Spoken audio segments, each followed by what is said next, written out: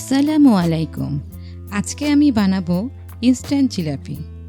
জিলাপি দেখতে পেঁচানো, কিন্তু বানানো একদম সহজ। এই জিলাপি ঘরে বানালে একদম কম খরচে মুচমুচে ও সুস্বাদু হবে। তাহলে আর দেরি না করে শুরু করি। একটা বাটিতে 1 কাপ ময়দা, 1/4 কাপ চালের গুঁড়া এবং 1 প্যাকেট ইনো নিব। ইনুতে বেকিং সোডা এবং বেকিং পাউডার থাকে, এই জন্য এগুলো আর আমাদের দরকার নেই। এবার 1 টেবিল চামচ ঘি নিয়ে ভালোভাবে মাখাবো। ঘির পরিবর্তে আপনারা তেলও ব্যবহার করতে পারেন, তবে ঘি দিলে বেটার। এবার ভালো করে ময়দাটা মাখাবো এবং একটু মুঠো করে দেখব যে মুঠোটা হয়েছে কিনা, তাহলে বুঝবো আমাদের ময়ানটা সহজ হয়েছে।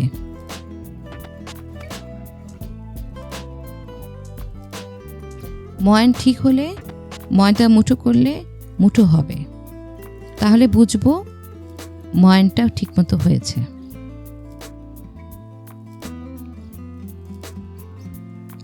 এবার আমরা অল্প অল্প করে পানি দেব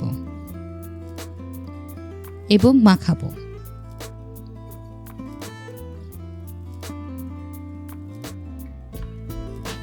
আমার মোট 1 কাপ পানি লেগেছে, তবে একটু বেশি বা কম লাগতে পারে ময়দা ও চালের গুঁড়ার কোয়ালিটি অনুযায়ী। ময়দা বা চালের গুঁড়া যদি বেশি শুকনো হয় তবে একটু পানি বেশি লাগবে। আমি এখন ব্যাটারটা ভালো করে মিক্স করব এবং হাত দিয়ে কিছুটা মাখাবো এবং দেখব উঁচু থেকে সমানভাবে পড়ছে কিনা, তাহলে বুঝবো যে ব্যাটারটা ঠিকমতো হয়েছে। আমার মোট 6-7 মিনিট লেগেছে ব্যাটারটা তৈরি করতে। এবার আমরা ব্যাটারটা ঢেকে রাখবো এবং চিনির শিরা তৈরি করব।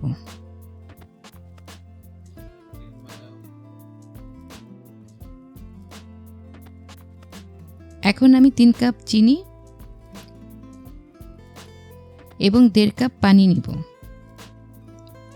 মানে চিনি যা হবে তার অর্ধেক পানি হবে। এবার চুলার জাল অন করে দেব, ভালো করে নাড়ব। ভালো করে নেড়ে চিনিটাকে গলায় ফেলব। চিনি গলে গেলে সাদা এলাচ দেব 3টা। এই জন্য জিলাপি মুচমুচি করার জন্য চিনির শিরাটা ঘন হতে হবে।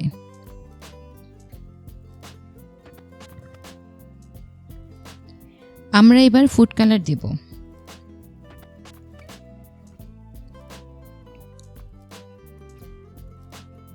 শিরাটা এরকম ঘন হলে আমরা চুলার জাল বন্ধ করে দেব।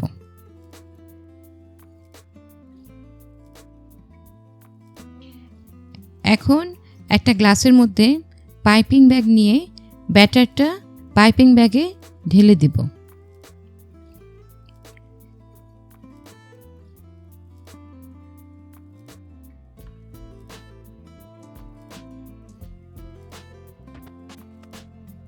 তেলটা গরম হয়েছে কিনা সেটা বোঝার জন্য সামান্য একটু ব্যাটার তেলের মধ্যে ছাড়ব এবং 2-3 সেকেন্ডের মধ্যে যদি ভেসে ওঠে তাহলে বুঝবো তেলটা ঠিকমতো গরম হয়েছে জিলাপি ভাজার জন্য।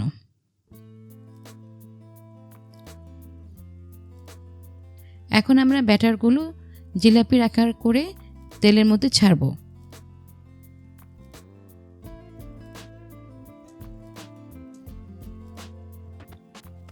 এবং 2-3 মিনিট ভাজার পরে ডাইরেক্ট চিনির শিরাতে দিয়ে দিব। চিনির শিরাতে নেড়ে চেড়ে আমরা একটা ডিশে তুলে ফেলব।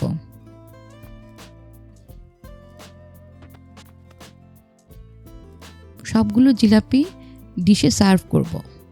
উপরে একটু পেস্তা কুচি দিলাম। দেখুন আমার জিলাপিগুলো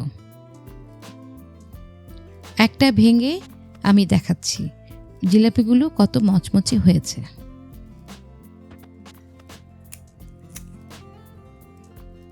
এই হলো আমার জিলাপি রেসিপি।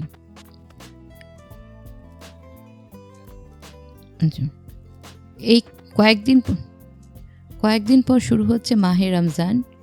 রমজানের সকল ইফতারে হোক মিষ্টি, হোক আপনার প্রতিটি মুহূর্ত। এই জিলাপি দিয়ে ইফতার করুন, পরিবার ও বন্ধুদের সাথে শেয়ার করুন। ভিডিওটি লাইক, কমেন্ট ও শেয়ার করতে ভুলবেন না। সুস্থ থাকুন। ধন্যবাদ।